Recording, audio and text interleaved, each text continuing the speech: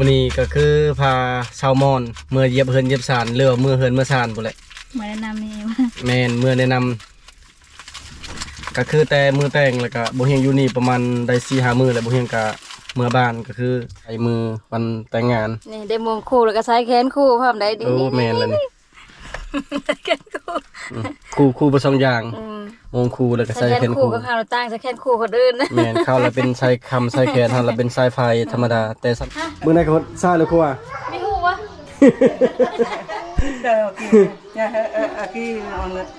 ลูกไผมาเฮือนเพิ่นแม่ว่าต้องฮดตีนเลยยันได้ละจำเถอะ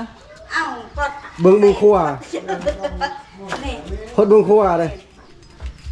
คือบ่ฮดบ่ซองเลยบ่ได้บ่มันรักอะไรรักฮดเบิ่งเดียวเบิ่งคั่วเอ้าแปะขึ้นมาเยอะแม่นจะเย็บหั่นแล้วก็ฮดเป็นอะไรได้ลูกไผดีใจบ่ดีใจลูกไผแม่งามบ่งาม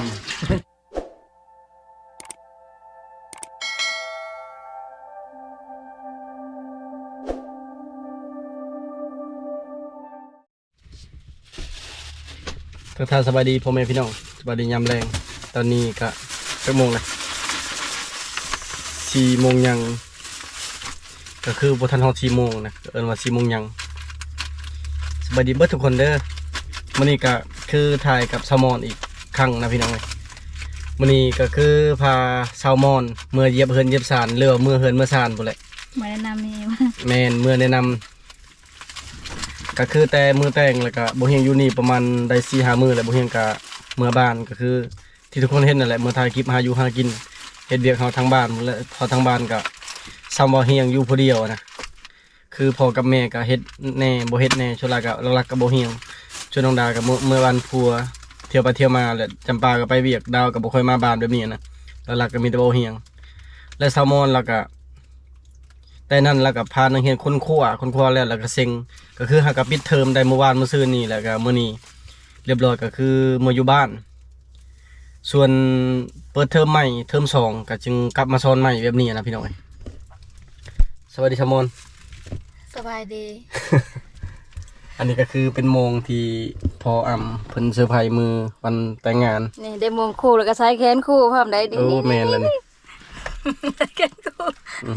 คู่บ่2อย่าง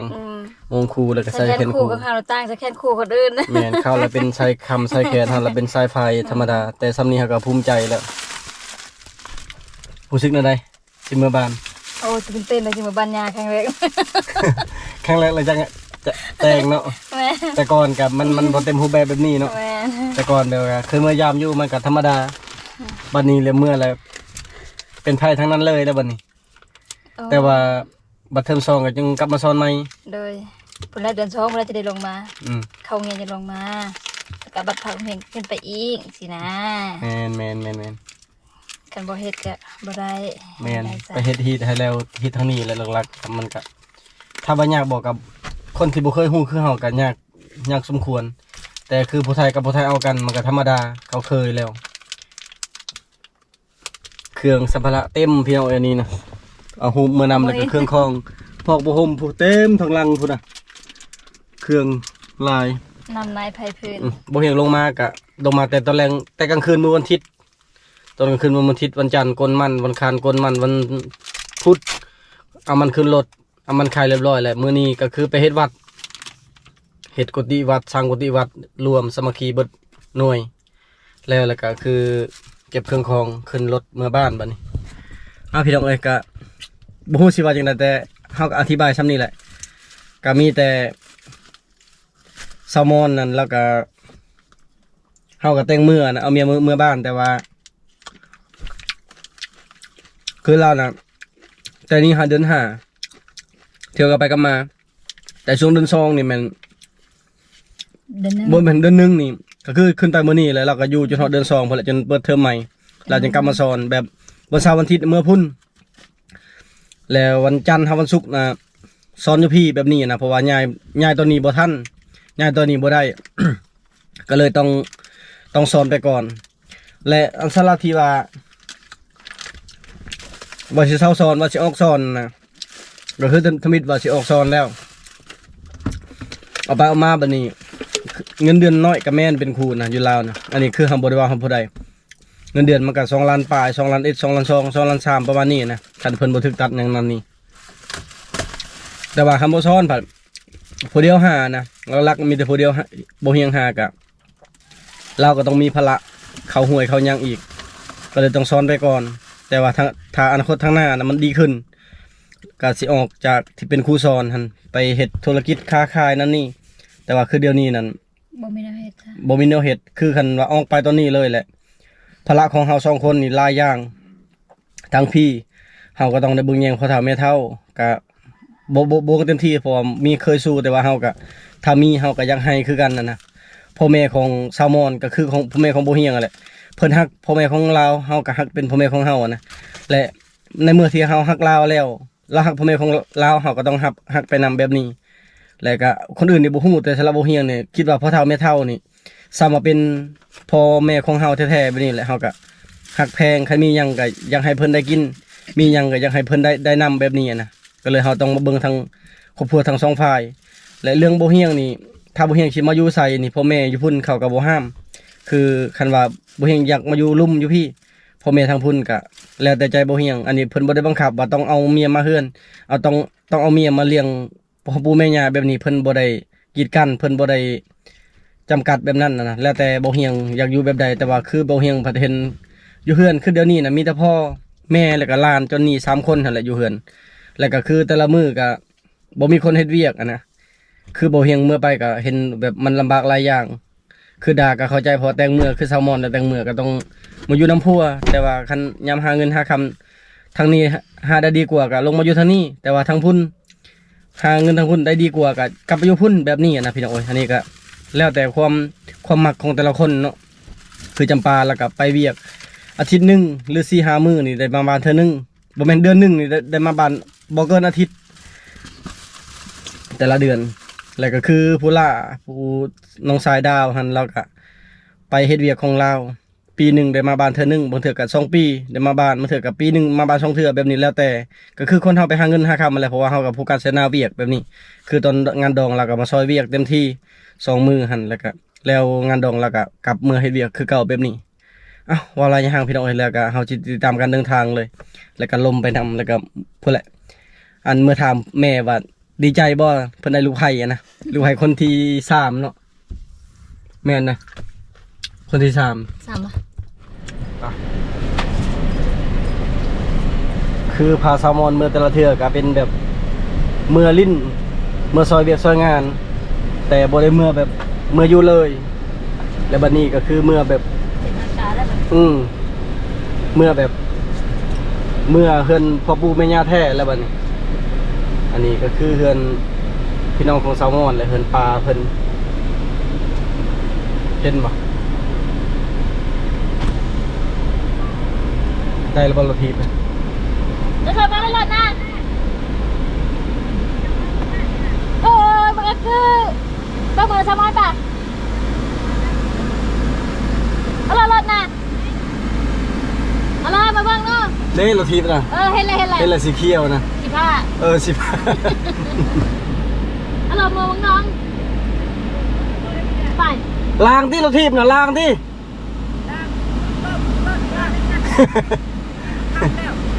ไปล้างอยู่เมืองนอกเนอะ โอ้โหเบื่อคือยังให้อยู่วันพาลงมาเด้อบอกจะบอลไว้บ้างนะเนอะนะครับเปิดคนนี้ได้ช่องหน้าเลยข้างหน้า5 คนเลย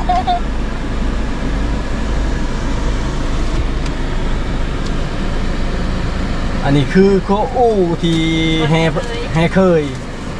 เป็นครั้งประวัติศาสตร์เลยแหละบ่มีผู้ใดแฮเคย ครัวประวัติศาสตร์ ครัวประวัติศาสตร์แล้วก็แฮเคยเป็นครั้งประวัติศาสตร์เลย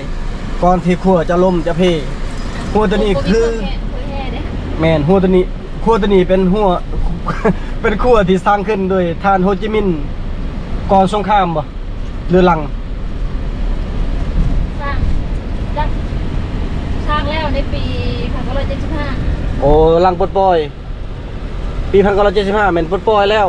ก็คือหลังจากสิ้นสุดสงครามแล้ว สร้างแล้วเลยเขาจะไม่ฮู้คือกันเอาให้เขาแค้นใช่หั่นเลยป้ายน่ะมันลึกเดินเลยนะเขาชื่ออยู่ แบบปีแม่เกิด อืม คือที่มันคล้ายอันเดียวกันกับทางคือบ้านคือลงกับบ้าน เอาแม่เกิดปี1975ป่ะ แม่ แสดงว่าแม่พ่อลูกอยู่พุ่นนั่นเกิดลื่นประมาณ10 ปีเพราะว่าปี1975นี่พ่อกับแม่นี่ใหญ่แล้วซ้ำเผาพิมพ์เขานี่แหละอันนี้คือเป็นทางลัดใช้ทางใหญ่เลยวันนี้ขี้พุ่นอะไรพี่น้องเอ้ยซื้อในเมื่อนำอยู่พุ่นกับเบิดแล้วคันบ่เฮียงบ่ซื้อก็พ่อแม่ก็บ่มีน้ำกิน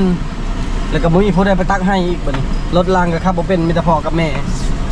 แล้วก็ยังใครที่ว่ามีเอื้อยไผ่มีน้องไผ่คือเมียบ่เดือน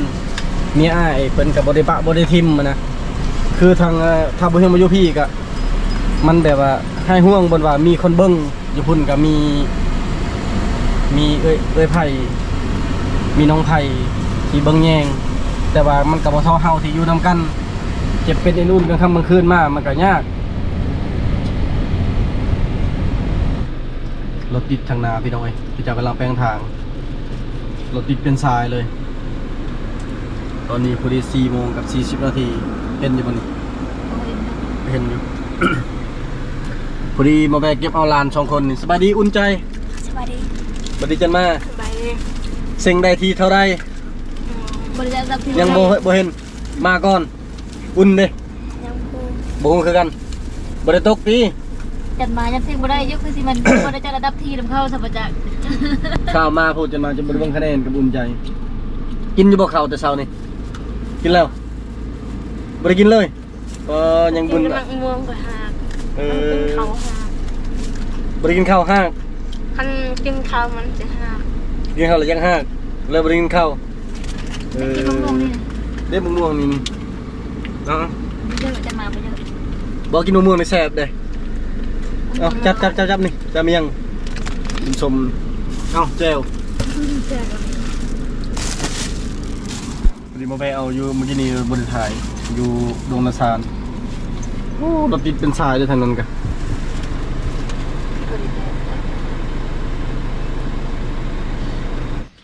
ตอนนี้ฮอดเพื่อนแล้วพี่น้องเอ้ยมา4 คนพอมาไปเอาพวกลานนำเครื่องของซื้อนำก่อนเครื่องของเต็มอยู่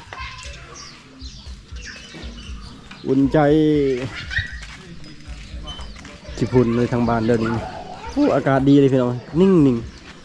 รถเดบโลสไลด์แลนเข้าบ้านอยู่ที่พุ่นกุมคันอยู่ใครแบบว่าหดเนี่ยหดทาง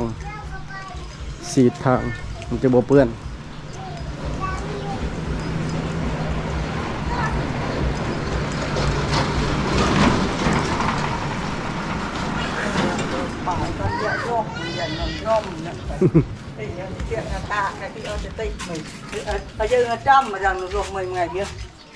เบอร์ไหนเขาหดให้เบอร์ไหนเขาหดซ้ายหรือขวา ไม่ฮู้วะ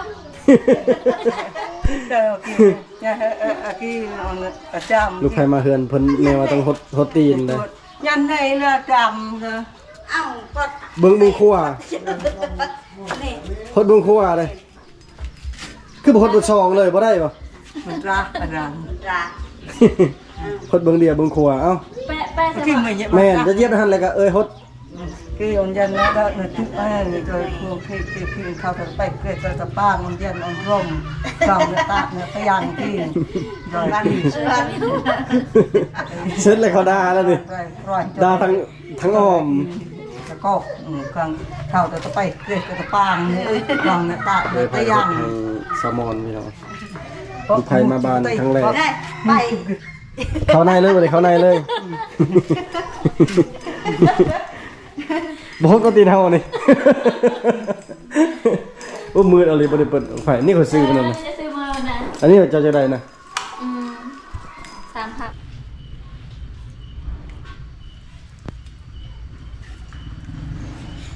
ใครบอกว่าได้เมียแล้วสบายพี่น้องเอ้ยได้เมียก็เฮ็ดคือเก่าแล้วเฮ็ดนั่นเฮ็ดนี่แต่ไปคำนะเห็นป่าข้างบ้านยังแถวบ้านยังอองเฮือนแต่ละเทือนี่เว้าบ่ได้สิเอาเมียเห็นบ่เฮียงล้างถ้วย ปัดกวาดเฮือนเฮ็ดอยู่ขอกินให้พ่อแม่นั่นนี่เว้าตลอดมื้อใดมึงสิเอาเมียมื้อใดจะสิเอาเมียอีหยังก็เฮ็ดเองเอาบ่เอาแบบนี้แหละสิบ่อยากเอานะ เฮ็ดคือเก่า ใจเติ้นนะ บ่ได้เรื่องบ่ได้เรื่องเคยบอกตลอดว่าโอ้ยเอาบ่ออกก็เฮ็ดคือเก่าแล้วสิปะให้ผู้หญิงเฮ็ดมันก็บ่ได้ช่วยกันเฮ็ดเมียก็เฮ็ดผัวก็เฮ็ดผู้เดียวก็บ่ได้มันต้องในนั้นคนเฮาอยู่นำกันได้แต่ว่าทางบ้านน่ะชนลายแม่นอันนี้คือเว้าจากใจเนาะแถวนอกนะชนลายแบบเขาให้ผู้หญิงน่ะเฮ็ดเวียกหนักกว่าผู้ชาย ผู้ชายเอ็ดเพื่อจ้ะ ผู้ชายบ่แท้นั้นมันคือคันทาคนรุ่นข่อยหรือว่ารุ่นลงก็ค่อยลงมาเป็นรุ่นน้องรุ่นหลานน่ะจะโอเคกว่าคันรุ่นผู้ใหญ่นี่ผู้หญิงนี่เด้อตื่นเช้ามานี่หนึ่งจะต้องตำข้าวแล้วก็จะค้างหม้อนึงไว้จนนึ่งข้าวจะตำข้าวแรกเลยบัดนี้ข้าวแล้วเลยเจ้าเฮ็ดอยู่ครัวกินบ่เถื่อไปเอาพื้นอีกพื้นนี่ไปตัดอยู่ป่าแล้วก็ถือฉลังเขาเอิ้นว่าเจียหรือเห็นอะไรวะ อ๋อ อองฉลังท่านอู้พี่กว่าคนอีกยาวแต่พี่จนฮอดพี่เอาไปนั่นน่ะเฮ็ดนั่นเฮ็ดนี่มื้อนึงนั่นทั้งเอาลูกทั้งเฮ็ดอยู่เขากินทั้งนั้นนี่เลี้ยงพ่อปู่แม่ย่าเวียกมื้อนึงนั่นมัน10กว่าหน้าเวียกผู้หญิงน่ะผู้ชายเนี่ยบ่ค่อยได้เฮ็ดหยังได้หยังก็ต้องคือได้สมมุติปูปลานั่นนี่ก็ทิ่มปลาให้แม่เฮ็ดนั่นนี่แถมแบบว่าใส่เสียงแบบคือแบบผู้หญิงนี่เป็นขี้ข่า ฐานทับไส้ เป็นแม่เป็นทาสแล้วค่อยเบิ่งแล้วค่อยขับบ่ได้เพราะว่าคือค่อยเห็นแบบอันในบ้านมันก็ยังมีเดี๋ยวนี้นะเป็นอันนั้นมันยังมีคือแบบไผนี่สมมุติว่าอย่างเจ้าอยู่นี่ต่อไปจะสิเห็นแบบว่าสมมุติว่าค่อยช่วยเจ้าแล้วเขาสิว่าค่อยนี่แบบว่าค่อยย่านเจ้าหรือว่าค่อยนี่แบบว่าแบบเขาเอิ้นว่าคนย่านเมียนะอีหยังก็ต้องเฮ็ดให้เมียนั่นนี่มันจะเป็นอันนั้นแต่ว่าค่อยนี่บ่ได้ ขบวนยาน ธรรมญาณบ่นี่ก็คือแบบว่าอันเนี้ยอันใดช่วยได้ก็ซอยแล้วก็เป็นคนที่มักให้เกียรตินะอันใดที่ว่าพอทุกอย่างแม่นผู้หญิงผู้ชายมันก็เฮ็ดได้เบิดบ่แม่นสิปะให้แต่เมียก็บ่ได้อันใดพอซอยได้ก็ซอยไปแต่ว่าอันนี้คือตอนใหม่ๆนะปันแล้วก็ประยัก โอ้ย ส่งโปรอ่ะ บ่ได้กินละสีนี่บ่แท้เด้อพี่น้องมันเป็นนั่นแท้แบบว่าเจรานเข้าไปว่าเข้าแบบผู้หญิงยังเป็นแบบข้าทาสเป็นคนรับใช้แต่ว่าข่อยจะบ่เอาแบบนั้นแน่นอนเพราะว่าคือเฮาก็ไปหันไปนี่เฮาก็เห็นนะเฮ็ดแบบนั้นมันก็อีต้นผู้หญิงนะพอผู้หญิงเขาก็เป็นคนคือกันเขาก็มีพ่อมีแม่เข้าใจอยู่ว่าเอาแบบมาเลี้ยงพ่อปู่แม่ย่าแต่เขาบ่อยู่เฮาก็เลี้ยงแบบนี้แต่ว่าถ้าว่าในชนลายแม่น 90% นี่ถ้าว่าหนุ่มโสดบ่ว่าจะเป็นผู้หญิงหรือผู้ชายจะบ่ค่อยเฮ็ดเวียกจะปะให้แต่พ่อแม่เฮ็ดเป็นแบบนั้นอยู่บ้านนี่อันนี้ก็คือปิ้งซีนพี่น้อยปิ้งซีนชูพ่อแม่กินแต่แม่เราบ่กินแล้วมีแต่พ่อแล้วก็แซลมอนนี่แหละกิน3คนกับหลานว่าจะกินหรือยังซีนข่อยแต่มื้อดองพุ่นแหละมื้อบ่เฮงลงไปพุ่นมื้อวันอาทิตย์แต่ละวันอาทิตย์วันเสาร์วันจันทร์มันขาข่อยดองหลานนี่และทางไอ้เคยเอื้อยน่ะเป็นโนก็จะก็แบ่งซีนคอให้นี่คือสิปิ้งซีนนั่นแหละ เมื่อเจ้าเขาเอ้ยมานอนนะ แม่มือเรือมานอนนั่นแหละพวกคณะพี่ไว้หันแล้วก็จีมันพร้อมจีมันด่างมีแต่วันนี้แหละพี่น้องนะประเพณีบ้านเฮาก็ง่ายๆนะก็คือเอาไผมาบ้านมื้อนี้แต่ว่าเฮาก็บ่ทันนะครับไผเถื่อมีแต่มาแบบว่าก่อนเฮาสิเฮ็ดหยังนี่เพราะว่าทุกอย่างเวียกอยู่พุ่นอยู่พี่ก็มีแต่บ่เฮียงกับชาวมอญเป็นคนแลนก็คือบ่อันนี้ก็บ่ได้ว่าให้พ่อแม่ก็เพิ่นสิบ่เข้าใจแน่แล้วก็เปรียบเพิ่นก็เมื่อยพอแห้งแล้วนะมีแต่เฮาเฮ็ดเองเคลียร์อยู่พุ่นเรียบร้อยสำเร็จเรียบร้อยแล้วก็มาเคลียร์อยู่พี่อีกเคลียร์เรียบร้อยทุกอย่างเรียบร้อยแล้วจึงบอกอันทางพุ่นแหละทางเฮือนชาวมอญเป็นญาติพี่น้องของชาวมอญมาส่งนางทางนั้นทางบ้านเฮามาส่งนางทางนี้รับไผจะเป็นอันนั้นแต่ว่าบ้านอื่นเมืองอื่นก็บ่ฮู้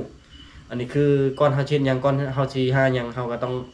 เฮ็ดภารกิจเฮ็ดเรื่องงานของเฮาให้สำเร็จก่อนเฮาจึงเฮ็ดอันอื่นได้นะเรื่องถ่ายคลิปถ่ายหยังเฮาก็ถ่ายปกติแต่ว่าเวียกเฮาก็คือจะเอิ้นมันอะไรวะคิดบ่ให้ตองของบ่ให้หยังเขาอะนะ ฮิตบ่ให้มองของบ่ให้มนแม่นบ่ แม่นน่าจะประมาณนั้นแหละแบบว่าคือแบบวิคิดของเฮาก็ให้มันแล้วก่อนเห็นบางคนว่าได้ลูกแล้วก็พาเอาบ่แม่นได้เมียแล้วพาเอาลูกเด้ออันนี้ก็บ่ฮู้ว่าสิมีสิทธิ์ใดหรือบ่นะพี่น้องเอ้ย เพราะว่าเมียบ่เฮียงเราก็เฒ่าแน่นะ อายุเราก็สูงแล้วจักสิมีสิทธิ์ได้อุ้ม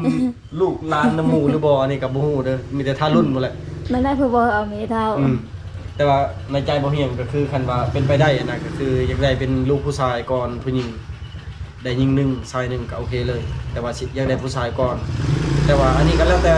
บุญวาสนาของไผลาวเนาะผู้หญิงผู้ชายก็กับฮักแพงคือเก่าหั่นแหละได้ก็ดีขอแต่ว่าให้ได้ย่านแต่บ่มีสิทธิ์หั่นนั้นหลายกว่า โอ้ยบ่หลายคน สิ้นไผไว้เลย สบายดีแม่ บายดี กินแล้วข้าว กินแล้ว กินยัง ละแรงกูมาคือหลัง กินกับปูขี้เล็กจาแดงกระหมอกับปูขี้เล็กข่อยยากอะลีอยู่เฮือนนี่เป็นลามแปลภาษาอีกเงินเดือนก็บ่ได้นี่แปลให้แม่กับลูกไผ่จังบ่ได้สิผิดกันนี่ เป็นผู้ชา ดอกเยอะเดินอยู่เลยครับต่อยต่อเดียวนี่ทุกหอยจ้ะแม่ลามเขาลามบ่แม่นมันจะได้ปะ กรรม เขากำคันนี่ไปได้ใช่ก็ไม่ใช่แม่ รักชาวเอง แต่นำลูกเคยตายแหละลูกเคยตั้งแพงเมทัลอะไรแบบนี้ มอนเอิญในเบืองเนี่ยไปจัดนี่อันนั้นตัดนี่อันนี้โดยกูมอน ใส่น้ มมเป้าเล็กน้อยแต่ ำแม่ทำเนี่ยทำแม่เนี่ยเป็นอะไรได้ลูกไผ่ดีใจป่ะ ดีใจ ลูกไผ่แม่งามป่ะ งาม เบาหย่องเอาลูกไผ่อยู่นี่ไปจักแต่จริงมันจักขี้ลายจักงามแล้ว งาม งามป่ะ งามมาบูฮูประชาลูกไผ่อกใจบูฮูประชา ฮู้ภาษาแล้วแม่บ่เฮียนภาษาเขาไว้ เขียนกับบูฮู ก็เฮียนไว้แล้วเนาะเฮ็ดได้สมมุติว่าว่าต่างประเทศมักได้ซะเฮ็ดได้ซะบ่ฮู้ภาษาเขา บูฮู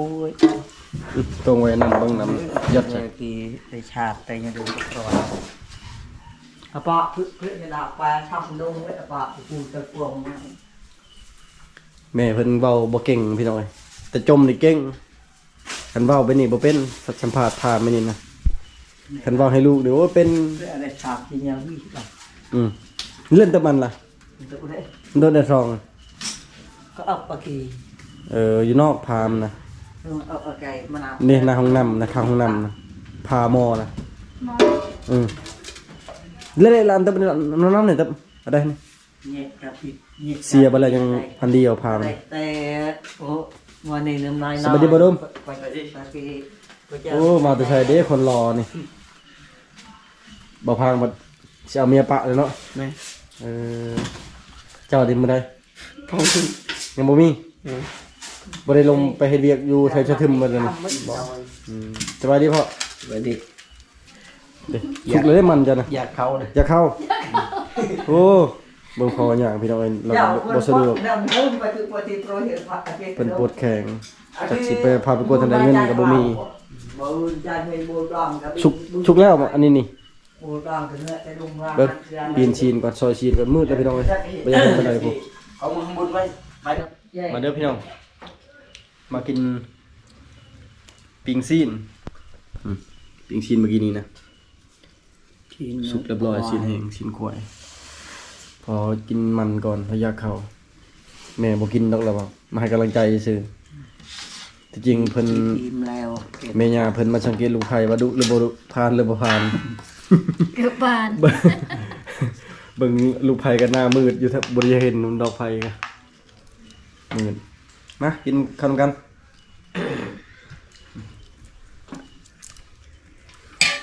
ไอ้เต้อไอ้ดอก เขานี่อันนั้นหลายอุ่นหลายเถื่อ แต่พยานเบิกไข่มันจะงานกายญาติเป็นเนื้อเบิกไข่มือนิดบ้าง บริญญาพี่จังหวะมันยังแจ้ง ทรายมันชันต้องเป็นทรายใหม่ เนี่ยเราบอลให้กินละมืด อืม พี่ได้แจ้งชราประหารดูมืดเลย ที่จริงไว้ใช้ช่องดอกพุ่นเมื่อมาไทย เป็นว่า ยันเปลืองไผ่กินข้าวจนนีนรับปะแล้วบ่แม่จนนีนนอนแล้ว ตอนนั้นอยากกินจีกล้วยให้ปลาเพิ่นจีให้ มัน มันเว้าโว้ย เห็นกล้วยมันเว้ากล้วย จีชุกแล้วก็กินข้าวบ่แม่นรับปะแล้วบ่ได้กินมื้ออื่นอีก มื้อเพิ่นถามได้ตื่นเช้ามานี่อยู่ใช้มันข่อยนี่ถามเลยได้ ยีไปเฮ้อ นั่นแหละชาวนี้แล้วในเฮือนเบิดมีแต่แม่พ่อเจ้าหนี้3คนคันบ่เฮงบ่อยู่กันเห็นบ่เฮงอยู่กับ4คนแล้วก็ผู้สมาชิกมานั่นมาดำมาแดงอยู่นํกัน จะมานอนแล้วบ่ จนมารับบ่ได้กินข้าวเลยเมารถ เนาะมอยขี่รถ เมารถรถคนเต็มอยู่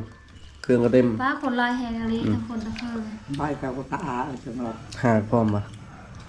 จะมานะ อืม นอนรถ เมารถ งามบีฮะแต่จะตีจะ เด้อพี่น้องเด้อจะตีกันเด้อกองไข่ลม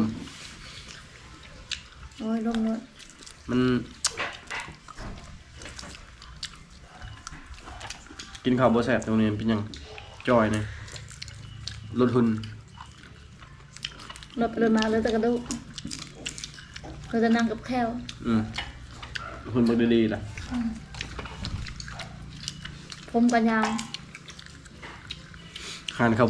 บ่เปิดมื้อนี้นะตั้งใจไปตัดผม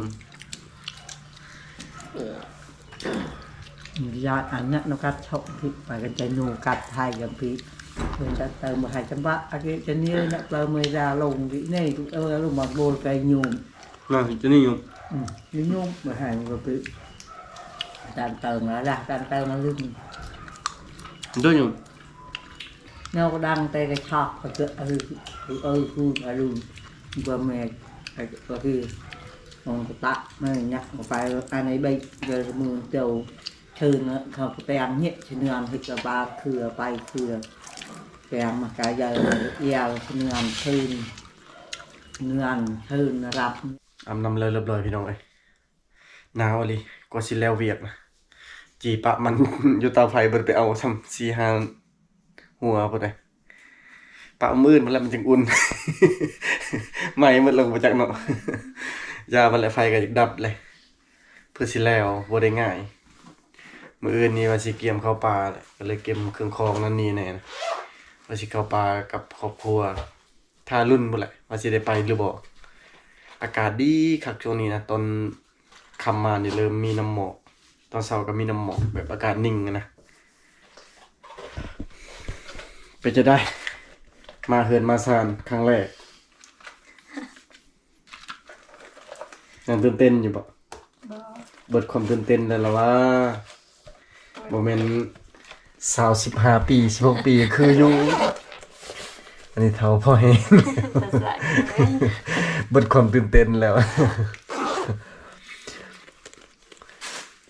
ทุกคนว่าชาวมอนยังสิมีสิทธิ์ได้ลูกอยู่ว่าพี่น้อง อายุเราก็ซ้ำนี้แล้วบ่เห็นว่าเบิดสิทธิ์แล้วเบิดสิทธิ์อันมีลูกแล้วซ้ำนี้นะ